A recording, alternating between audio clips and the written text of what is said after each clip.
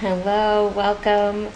Happy new moon. Welcome to this Burn the Box global conversation with my dear sister Natasha Peiris. And I'm going to share a little bit about her before I bring her on for our conversation. So, Natasha sees life as a prayer, infusing the sacred with the mundane.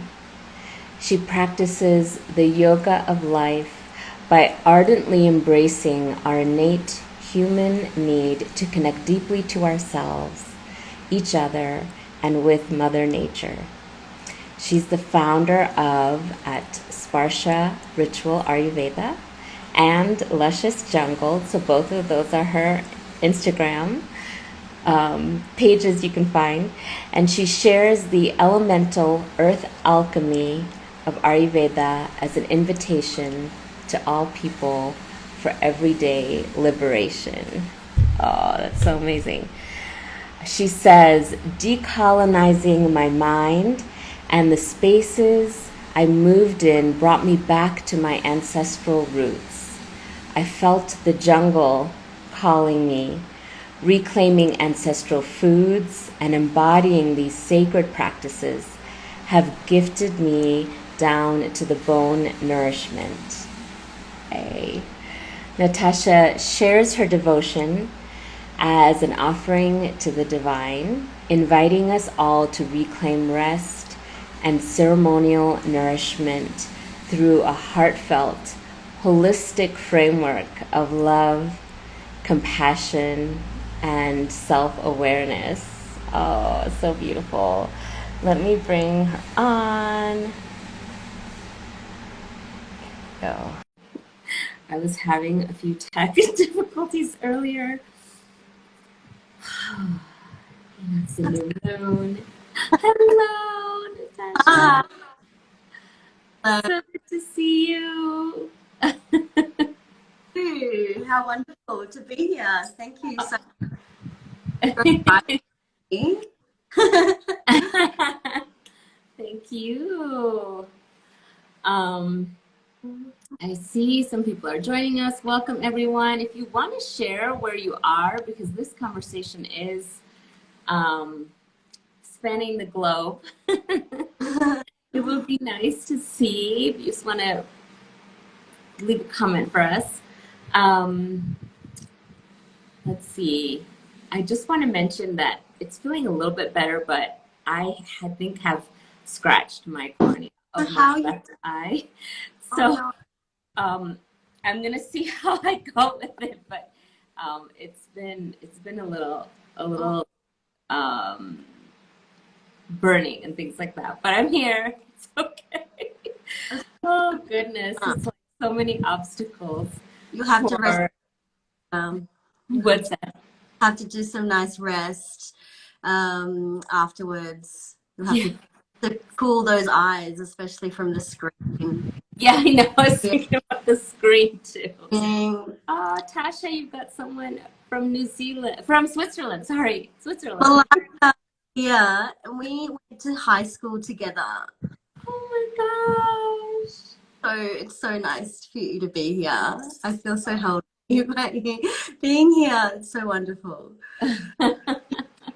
Oh, that's so a long time. We've actually seen each other in real life, but we found each other on the internet. So it's nice. It's always like some really beautiful things about the internet. Sometimes I know social media can be too much, but when it connects us, like in that kind of way. Otherwise, I wouldn't have met you. And exactly. And like kindred spirits meant to each other. True. So, let me just start with, this is, I think, it's like the 14th or 15th conversation that I'm having. They've really been just unfolding, and I'm so grateful for you and for everyone that's shown up to drop into this space. But these conversations started around this idea of breathing life into something that I called sensual sovereignty, embodied love, liberation, and the license to expand the expression of our true essence. And my first guest, Cosmos, it had in her bio all about burning boxes, like smashing boxes, stepping outside the box. So it kind of got this movement of burning boxes as well, because we expand, we no longer fit into constricted spaces when we are really expanding into more of our true essence. Yeah. I love this comment here. Oh, that's so sweet. So I'm just wondering, Natasha, for you, like we've had lots of conversations on our own, but what I'm really inspired by your journey. I really want everyone to hear about that, and what speaks to you about expanding and expressing your true essence. I think it's really it's like a deep, deep remembering and reclamation, really, because I founded Luscious Jungle over 10 years ago because I was burnt out and I could not, my joy depended on it. Like I couldn't survive. I was really sort of, doing all of the things to career, got married and ticking off all those boxes, but then I was just like, this isn't right. Like I've been wrong, and a series of events, and I found nature. I found nature, and I found just pleasure of being in nature, and I didn't really know it at the time, but it was really a dark time for me, and like sort of trying to fit my into boxes, the box of my whole life, like being born in Sri Lanka. I'm born in Melbourne, but from immigrant parents from Sri Lanka. We're both from Sri Lanka, which Yes. that Wow. is just like, being in Australia, we really are assimilated to be Australian. And, sort of I noticed that I had gradually let go of my culture. Not so much let go, but we're very proud in our culture, my family. But it's just like, trying to assimilate into this country is, I'm on stolen land. So I really should actually, I should give an acknowledgement to this country. I'm actually on Wurundjeri country. I give respect and acknowledge the sacredness of this land and the water, the culture and the people, and the land in which I work and live. And I always give thanks and to the sacredness and respect to the elders past, present and emerging. Really important, because I've found so much reverence in with the sacredness of this land. And this sort of thing was never really taught to us in school. Our history, the history of this country has been whitewashed, and it's been lies, and we don't even have a treaty here. You don't have it. I'm just gonna say, like, I can understand, but like a few syllables, it's cutting out. The sound is cutting out a little bit. Oh, I don't know. But we might just have to just go with it, because I could mostly. Hopefully, everyone I can understand, but it's like, go, just keep talking.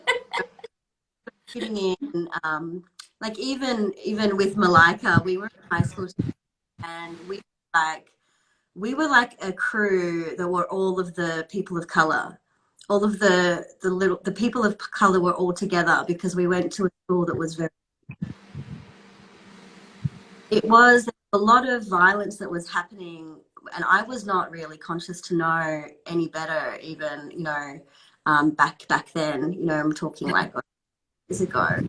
Um, in an unraveling for me, just understanding that what I was feeling, this felt sense of being oppressed,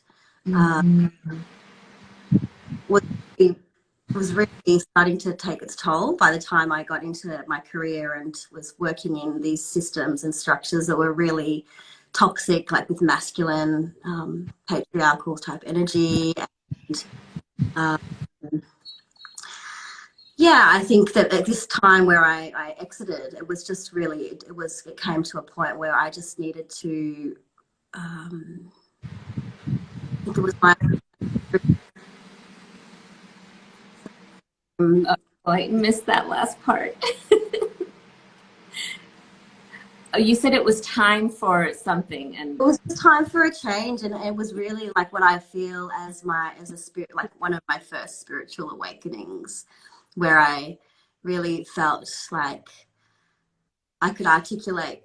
Well, actually, I couldn't really articulate at the time. There's really the articulation has come in the last couple of years that I've been working with, like Dr. Rosia Rosales Meza, yourself, but Dr. Rosia in the Decolonial Healing Collective has really helped find the words to articulate something that was really felt in my body, and you know that I was I was like chronically fatigued when I left this job, and I'd done all of the things, I'd done all the study, trying to drive, but not necessarily drive. And yeah, I founded Luscious Jungle because I just started to I got a new place, I got a little place, and I was living by myself, and I made it a really beautiful sanctuary for me to heal.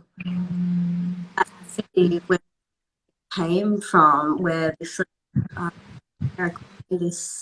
yeah, being was really celebrating all of the beauty and pleasure and life force through the senses, really just creating an oasis in my I can retreat there and feel safe because the outside world was really safe. how beautiful. So you created a sanctuary for yourself, Yeah. a really safe space for you, and then from there birthed this business, Yeah. or yeah. I've been, before I was studying, before I began the Ayurvedic journey in reclaiming my ancestral motherland,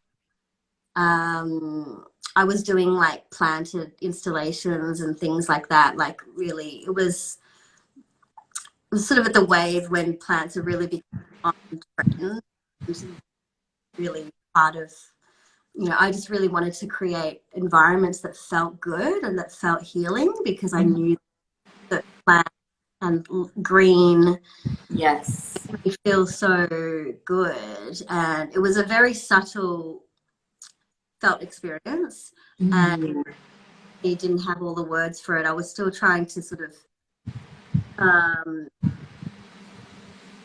yeah, it was still like, it wasn't really, it was definitely that creating spaces that felt really good and felt really healing through the senses, so that you can really experience on level. Just sort of like, I did weddings and I did parties, and sometimes I'd make like beautiful little altar arrangements, but they would show the, so I would suppose having a black plastic pot, I would have like soil and exposed through glass and things like that with crystals and all of the beauty that nature provides. And yeah, I ended up, that journey ended up taking me to the jungles of Sri Lanka. Wanting more and more of the Yeah, green and the nourishment. it's so satisfying to my soul and my spirit, and it just enlivens me. I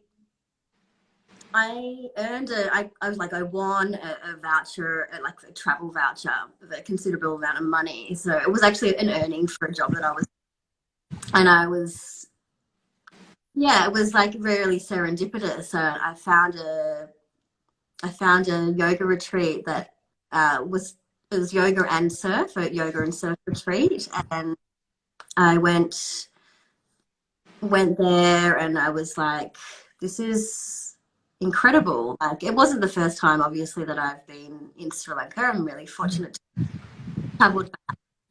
Mm-hmm. Oh, it's hard to talk about Sri Lanka actually right now with what's actually happening there. And I sort of have to acknowledge that too, because it's such an beautiful island, and really heartbreaking to see the corruption with the government, and just the oppression, the systemic oppression that's happening, the killing of innocent protesters from police, and you know, just send power to my sisters and brothers in Sri Lanka, because yeah, it's really sad, because Sri Lanka is just such a beautiful place, and unfortunately I feel like it's been colonized 3 times, and this might even be, you know, so first it was the Dutch, and then it was the Portuguese, and then and now this, and all of the trauma, the tragedies, and the genocide. Uh, it's just unending. It just seems to be unending. Mm-hmm. There's me sharing my story and all of these connecting little threads. I know that it feels very healing for my ancestral, my ancestry, both my family, and also the wider ancestry. Mm-hmm. Even though I'm far away, and I wish we could do something. Maybe we could even do something together. Oh, I'm really open to ideas. It's hard. There's a helpless feeling of like what to do. Yeah. But, I feel like, yeah, all of this trauma work that we do, and the somatic work that we know. I'm sort of jumping around, but I feel like it's sort of, I've got a, you know, that in the subcontinent, Sri Lanka, India, all of these eastern countries, a lot of the time, the people owned their own ancestral medicine because of Western colonization and the Western system. absolutely. Yeah, so it's very, but you know, and I can't sort of, I don't know exactly how, but I know that one day I will go back to Sri Lanka. I know that my soul wants to be there. My heart. As soon as I landed there, this was this very first time that I went without my parents and without any other family members, and I stayed completely on my own, alone. So you know how big a deal, you know, having protective parents and things like that. So it's a big deal. it's a deal. It was a real fight for me. Mm-hmm. There, and it was fine when I got there. It was just so beautiful, but my spirit just felt so at home, and I was really in my element. There's no other way to describe it, because you know, just seeing people who look the same as me, the same skin color, the texture of my hair or our hair, is that I can't speak the language, so I'm learning now, and it's sort of coming through as well with the Sanskrit and learning. But yeah, so really absorbed through my senses. I really experienced Sri Lanka through you know, the tastes and the I really tapped into something that was really potent and powerful, and I just discover more. And I ended up studying with. I'm sorry, though. This last part just cut out completely. Sometimes it's just a little blip, and sometimes like a big chunk is it's just silent. So I don't know. Do you think we should? Do you think I should just check my? What's that? Should I check my internet, maybe? Okay. Okay. Yeah. One second. Sorry. That's okay. Because I want to hear, and I want everyone to hear like every word, and I know. I'm kind of straining because I'm like, oh. My internet is not the best. I don't know if I've got.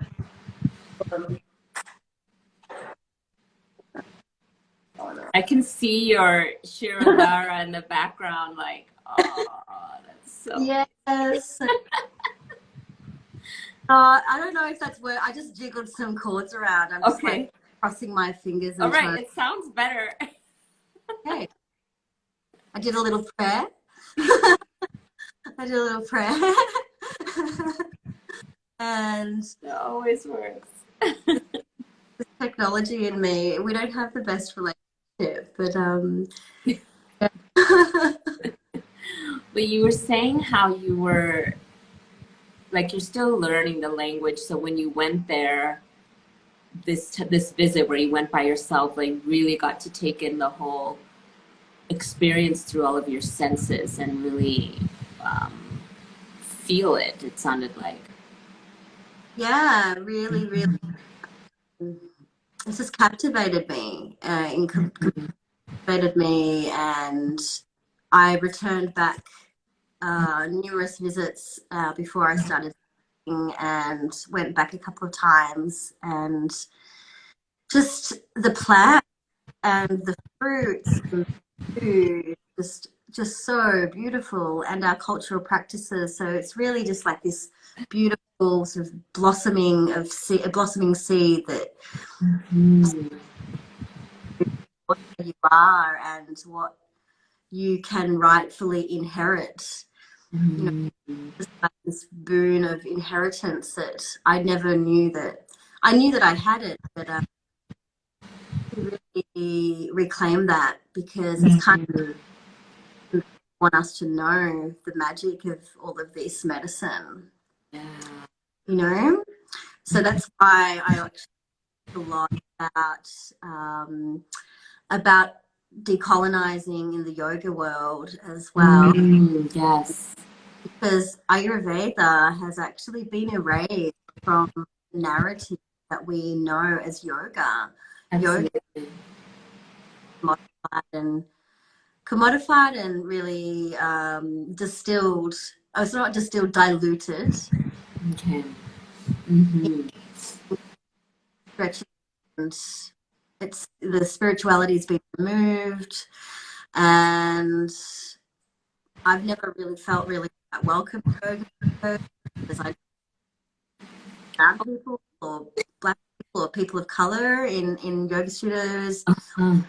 There's a real lack of South Asian representation, both in teachers, in teachers and also practitioners, other students. So it was really challenging to try and find a yoga studio that I started to really understand that the yoga and Ayurveda are actually sibling sciences. So it's like Ayurveda and yoga are inextricably intertwined, like they have been used together. We use yoga as a therapy in Ayurveda to balance the body, harmonize the body according to your own individual constitution, along with the herbs, beautiful herbs and plant medicine of Ayurveda. And these other wonderful rituals that have been gifted to us from our ancient wisdom holders. And we have, I'm really, give thanks the carriers of the wisdom, the sages and the rishis who have carried forward and communicated a lot of the sutras and the. Oh, we lost that whole bit there. Oh no! The sages Yeah, that are caring for. the sages and the rishis who are the wisdom holders of the Vedas and these ancient texts. Yes. And texts that we're so privileged to be able to still learn from. One thing that I bring awareness to in, like I just taught in a yoga teacher training in Melbourne, and I just taught Ayurveda into a 200-hour yoga teacher training. And yeah, those big things, right? Because like they really we've not seen the conversation around yoga forever. We've never seen that. So there's a shift happening there too, and that's why I share for us to all find our wholeness and our fullness, because we you know, the sort of white supremacist culture and white supremacy and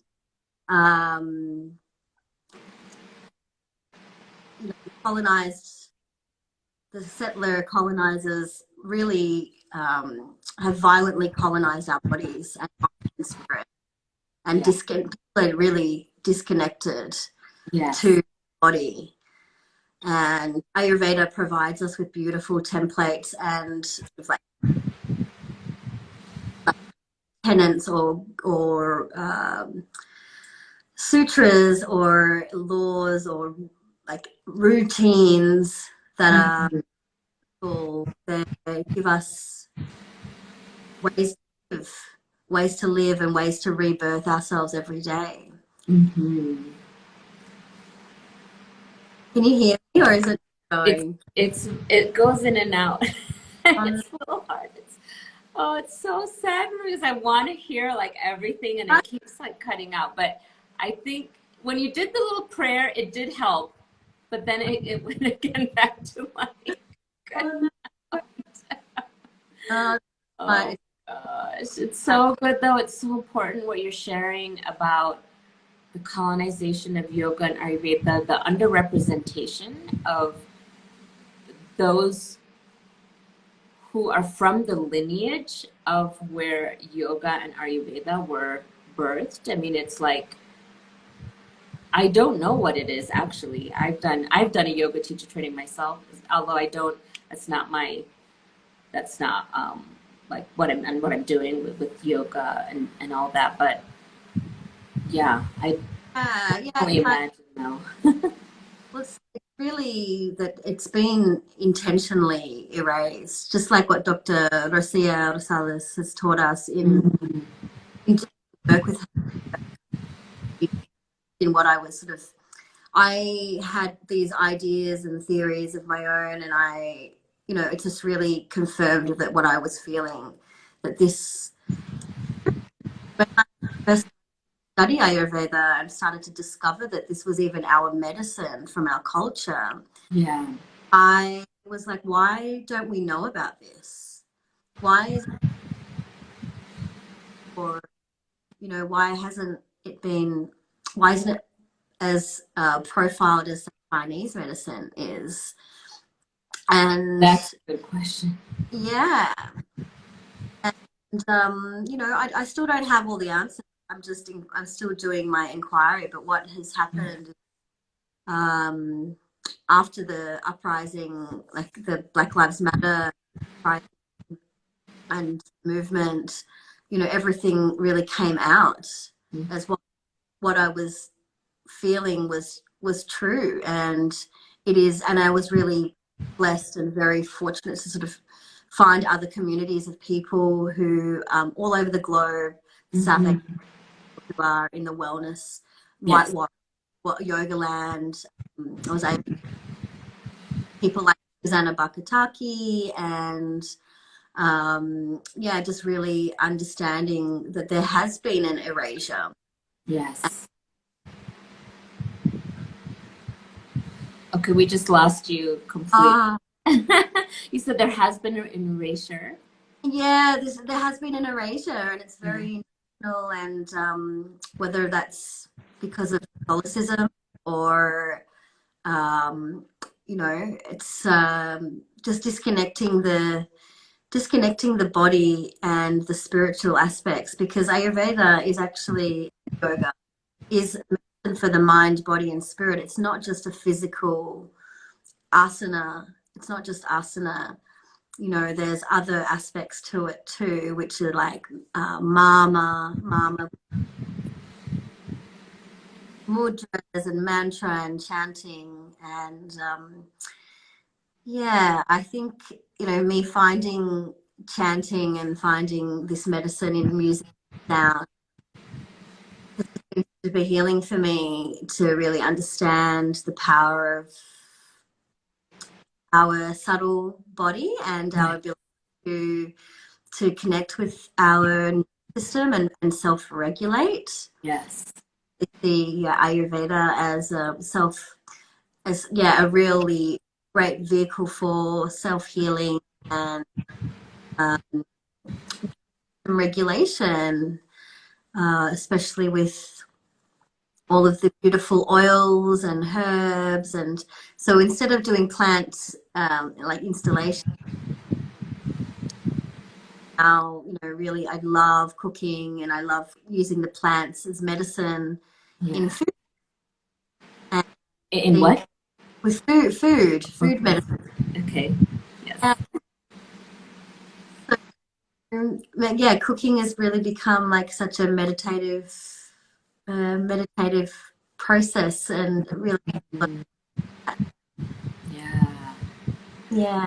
Oh, I'm curious, how,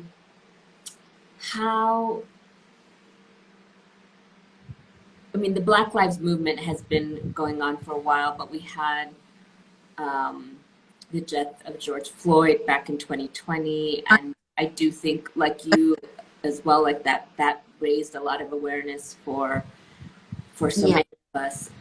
I'm curious how you are received in the yoga world as someone of South Asian descent, who's talking about this decolonization, or Yeah, or it's there's only a few people. Well, look, I think that it is well received, but it was really around that time of George Floyd's murder that I was able to sort of start to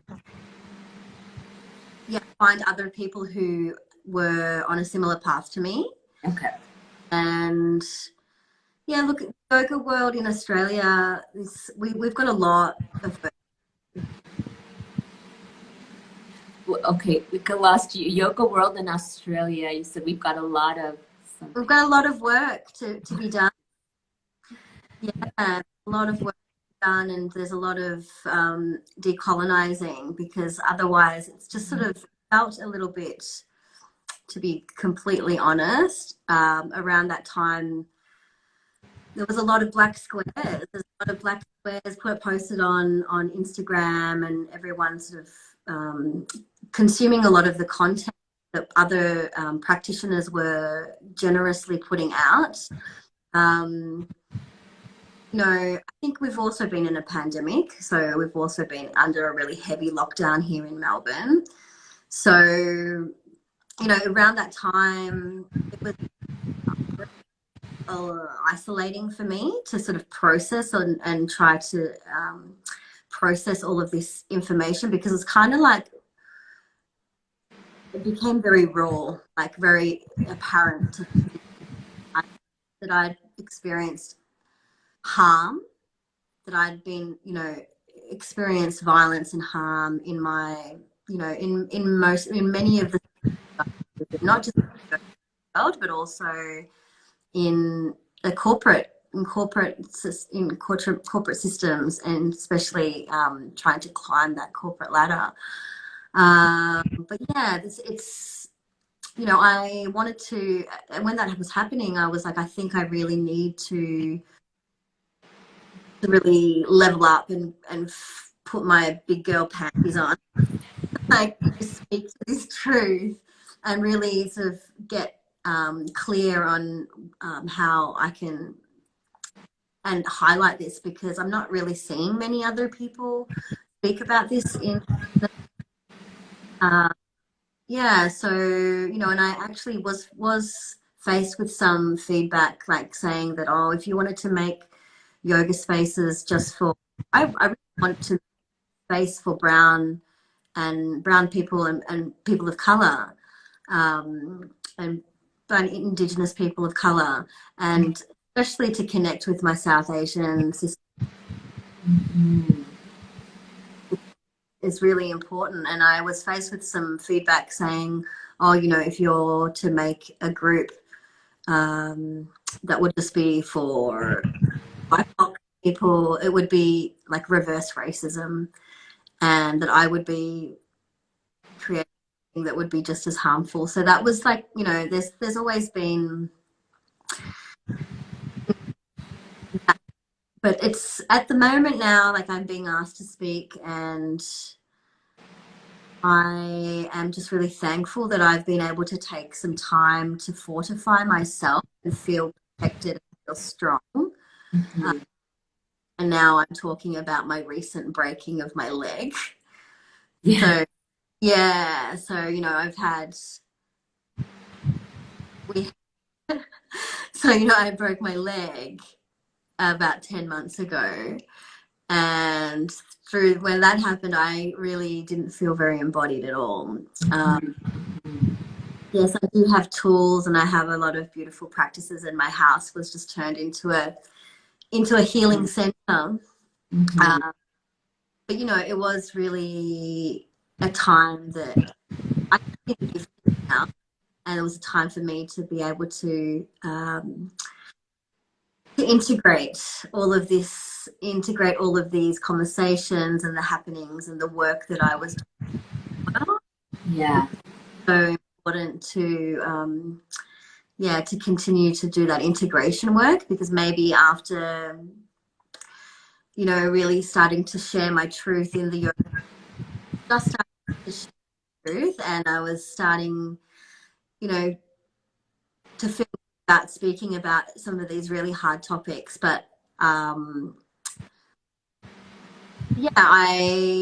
broke my leg, so I had no choice but to sort of integrate and stop. Yes.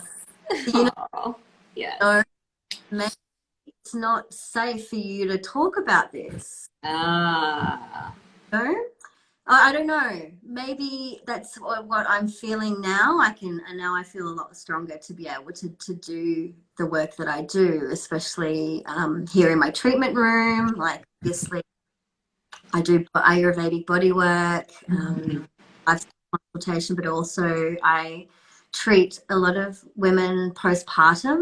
So in the 42-day window, the sacred window after birth, Ayurveda gives us some beautiful protocols and rituals to nourish the mother. And that's why it really feels like my calling to continue this work and to continue fortifying myself and strengthening myself in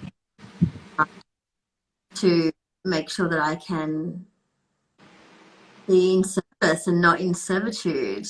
Yes. Yeah. Speaking Yeah. of which, I'm curious.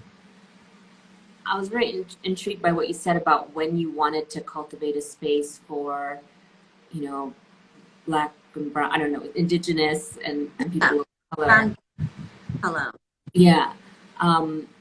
Is this something that you still, so you broke your leg and you got pushback, it sounds like, by saying, oh, this is reverse racism and, you shouldn't do it or whatever.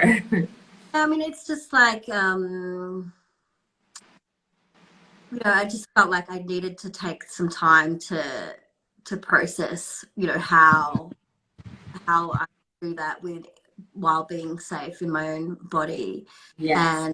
and not depleting myself trying to be a martyr or anything like that. Mhm. Now, I have been like I'm taking up space now, and a lot, and even speaking like this in front of cameras, it's like definitely leaning into a new edge for me. Yeah. Yeah, Mhm. there are things that are opening up. Like I get asked to speak, and I've done a few little things that have felt really supported and felt really held, and in Yeah. spaces that are doing the work too. The white folks are doing their work, Yeah. um, and social justice work. So it's I have to be really selective in terms of the spaces that I choose to partake in. Yes. Yeah, I think that's really and important. really use my discernment and Yeah. discretion how how and where Uh, I self. yes. I think Mm, that's so important, and how we learn to have that discernment so that we're not putting ourselves in harm's way, or being a martyr, like you said, or um, feeling depleted, by how we show up. And I yeah, also think that the spaces, like we met in a space that was for, um, how did she say it? Women of color, or women and femmes of color. I think she, yeah, Dr. Rocio calls it. And I think those spaces are so.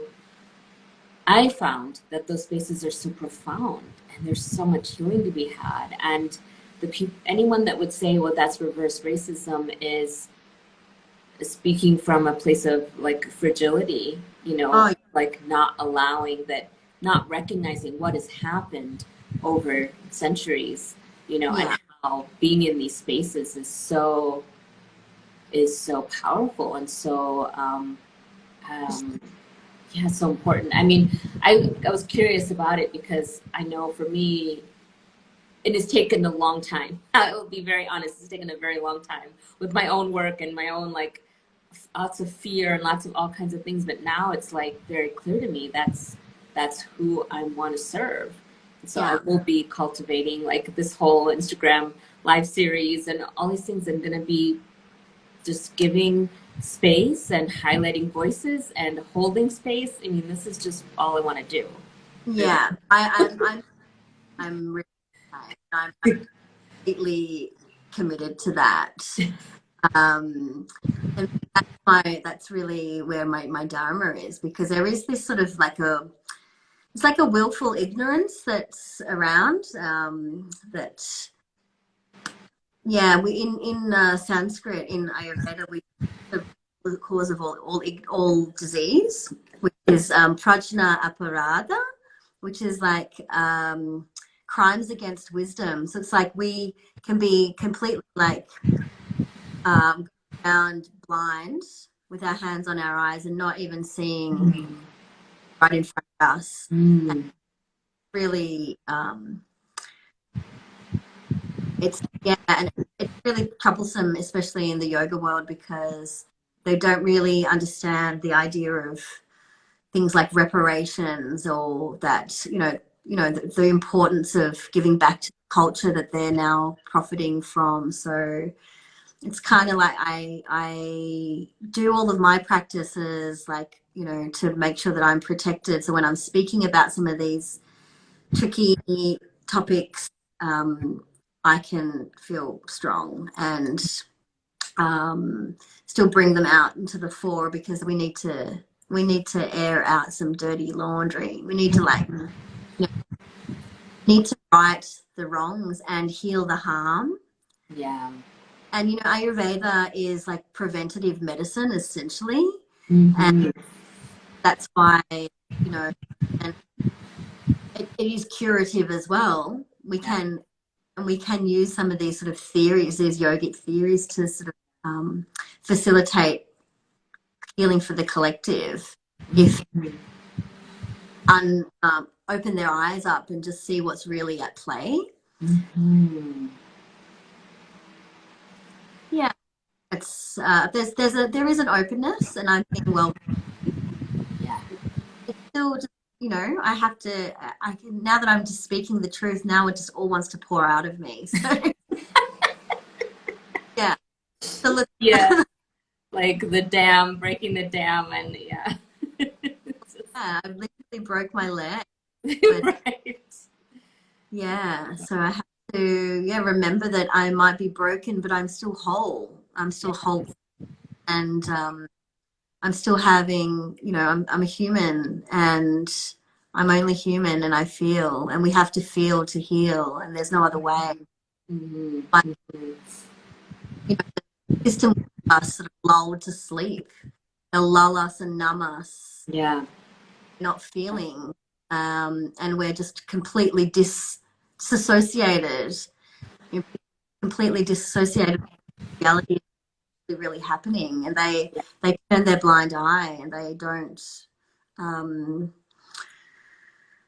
they don't get involved, and don't involve in the protest. It's just, you know, fighting for the rights of First Nations people in our country, and you know, give the land back. You know, it's a problem because people don't see the sacredness. Yeah. Yeah. Well, I'm really celebrating you for speaking up like you do. I mean, I I just like until it was only when I was in Mexico that I did a yoga teacher training, but I guess I it's like so interesting that I didn't even question that I would go to yoga classes. It's always a white teacher, always mostly white, you know, classes and everything. And I think what you're bringing with your voice to that space, it's so powerful and it's so important, and it is left out, and most rightfully, like it's probably by on purpose that it's just left out, you know, the cultural appropriation, the pieces that make it more holistic, more connected, like more with the spirit, more with the heart, you know, and not just like yoga as an exercise, you know, like there's so many classes out there that it's just the asana is just like it's just for strength, and that's really it, you know. Yeah, and it's so much more than the physical body. We're so much more than that. And Ayurveda really sees that just as equally important. And that's what I've just really enjoyed, sort of really acknowledging that starting the journey in the first place, coming back into harmony with the rhythms and cycles of life. For instance, you know, sun and praying in the morning and creating rituals. Like we have a beautiful it's called dinacharya, which is like a daily ritual. So there's a time for everything. You know, waking up with the sun and going to bed as the sun sets is such potent medicine, especially around the times of these solar eclipses and full moons. Yes. Right? Really tuning into the cosmos. Yes. Knowing that we are nature and nature is within us. Beautiful discovery for me to tap into all of this wisdom. Yes. Yes. To embody that as a form of activism. Yes. You know, because it's like they didn't want us to know. So if you, like Audre Lorde's beautiful quote, where she says that self-care is of political warfare. I think that's. Can you repeat it again, because it got cut out? Audre Lorde, So the so it says that self-care is not indulgence. It is an act of political warfare. So it's a really potent way of really reclaiming Yes. ourselves, especially, and our sovereignty and our autonomy. And we have all these beautiful ceremonial type nourishing rituals, from oiling our scalp, oil body, and Yeah.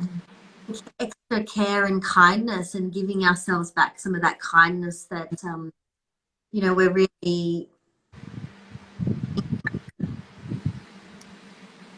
Oh, that whole part just cut out. I don't know what you said. uh, I said it's we're really in this society. The society really conditions us to be really outputting and being productive, and that our value is tied up with our what we output. Yes, yes, yes. So Absolutely, yeah. in our mind and in our hearts and in our bodies, so that even when you are sick or you've been injured, like I was, Yes. a lot of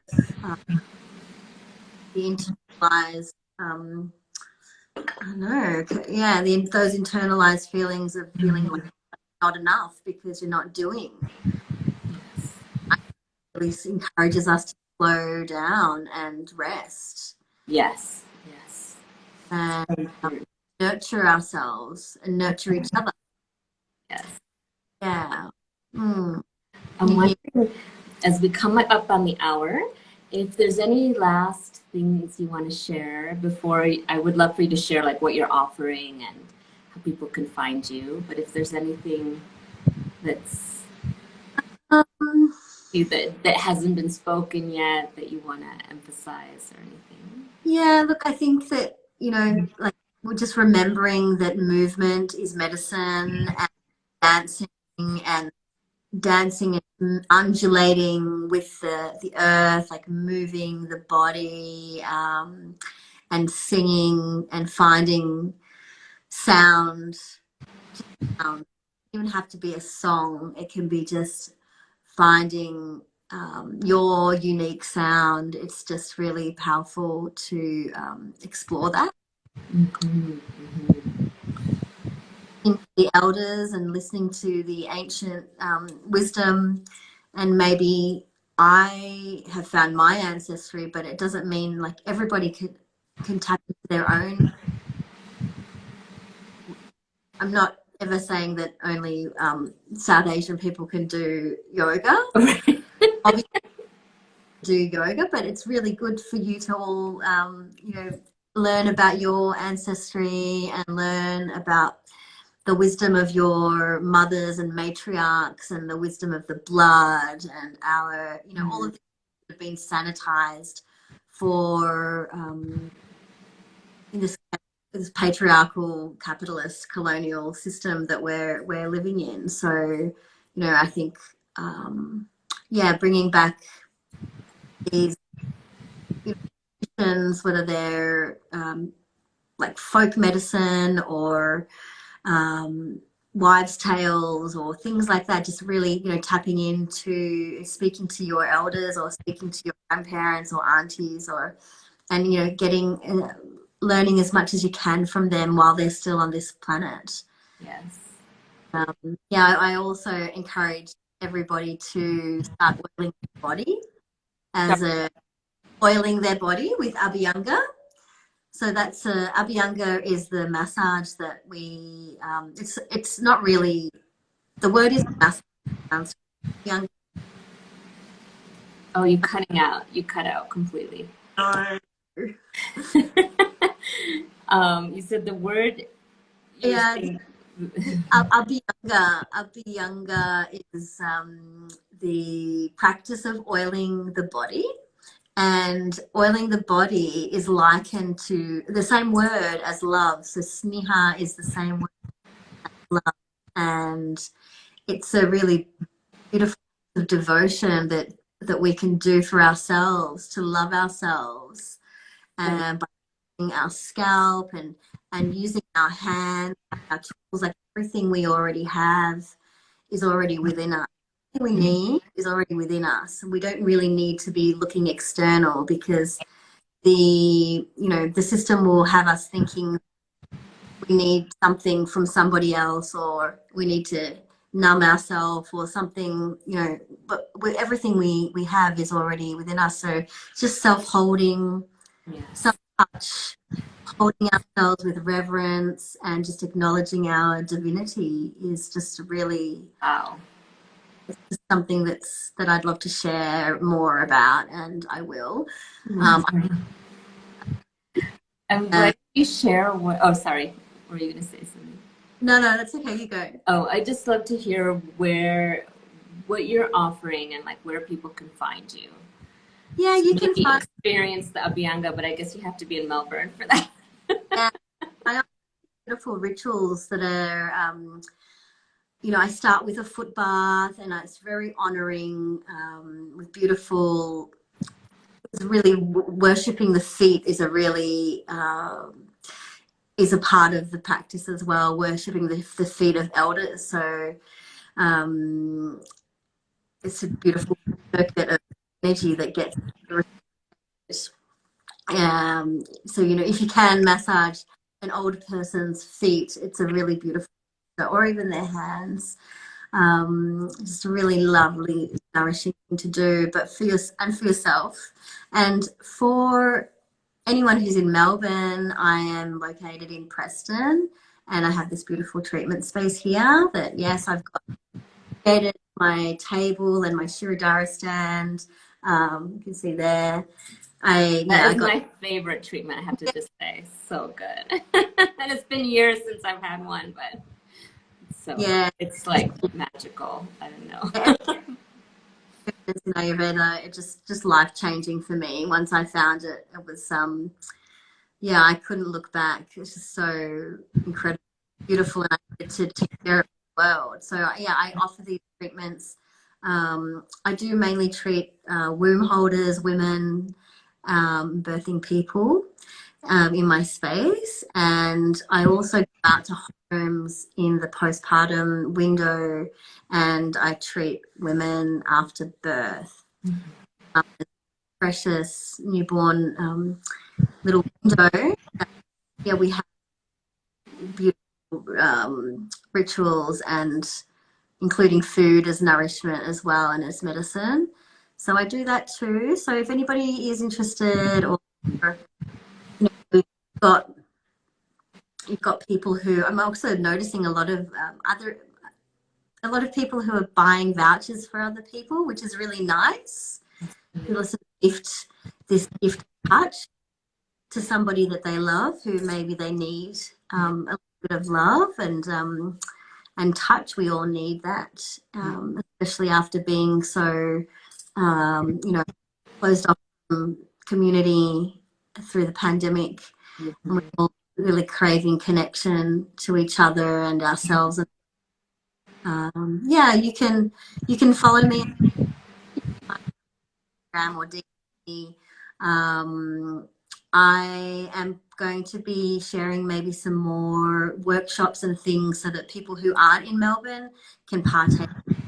It might be like an Abhyanga workshop where you could do the ritual of oiling and anointing your body with me online.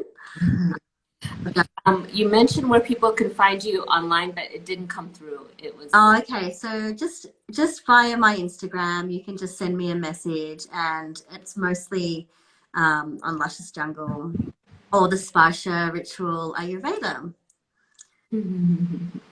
Beautiful.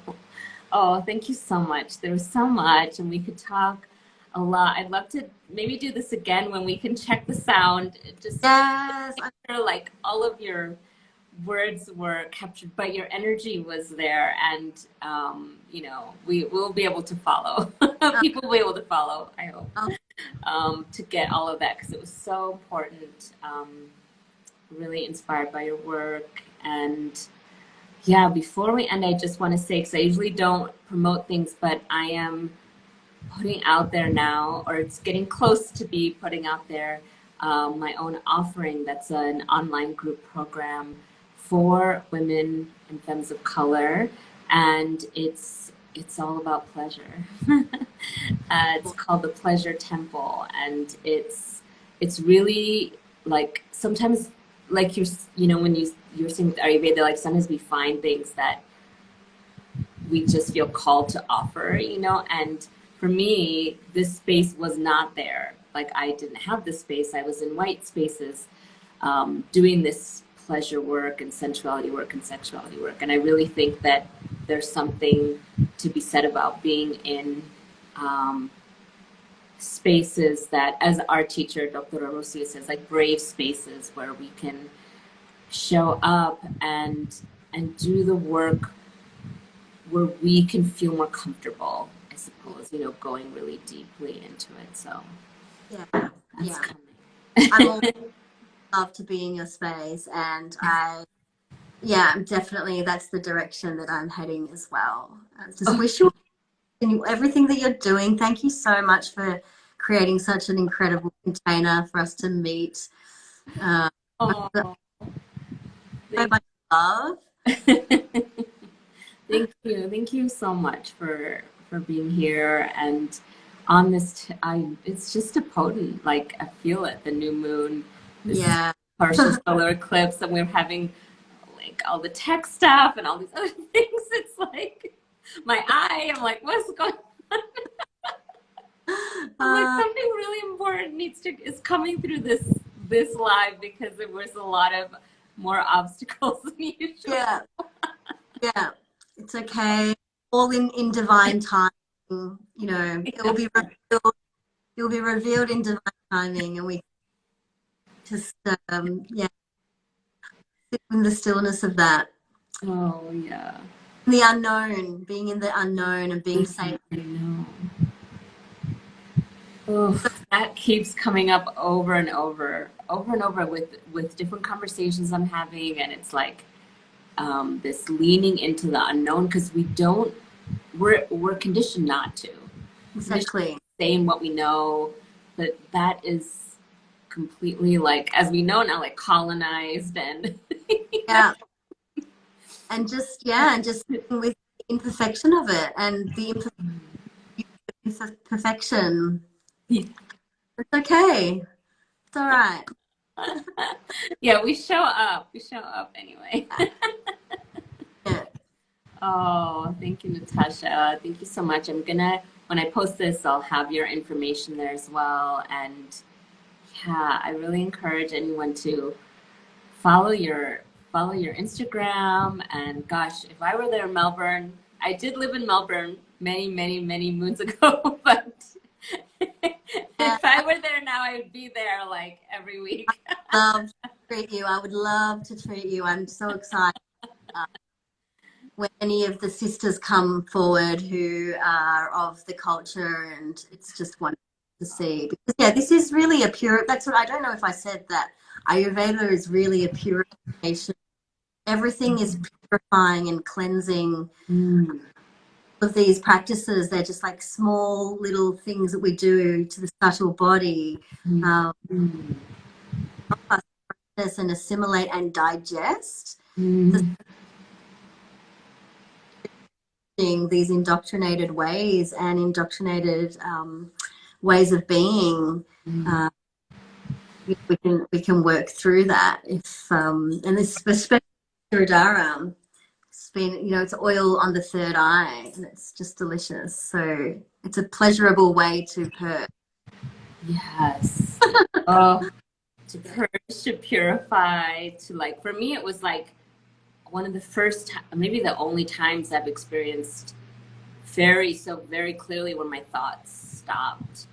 Like the thoughts, because every time another thought was coming would be another drop of oil, and like I just went into this really blissful state. And I mean, we need our thoughts, of course, but like there's so many thoughts that just kind of torture us, just like we're just they're just not helpful. So it's like, Yeah. stop. It's like silence, to the brain. Yeah. Just receiving that as a release, and surrendering to that, and then allow that the medicine to integrate into your being. So it's a lot more than just a massage. So I've been sort of it's more minimizing. Mm-hmm.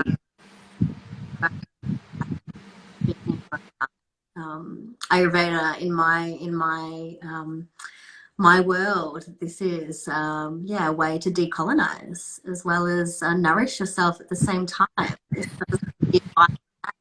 very pleasurable to Yes. uh, Yes. Yes. I was thinking the same with Audre Lorde about self-care. I feel like pleasure is also um, yeah. it's uh it's an act of I don't know what I'm trying to say, but it's activism in itself, Oh yeah, absolutely 100%. All right. Oh, thank you so So, much. Have a beautiful rest of your day. good day. Thanks to everyone joining us too. Yes, you, Malika, you're still here. So great. See Bye. you later.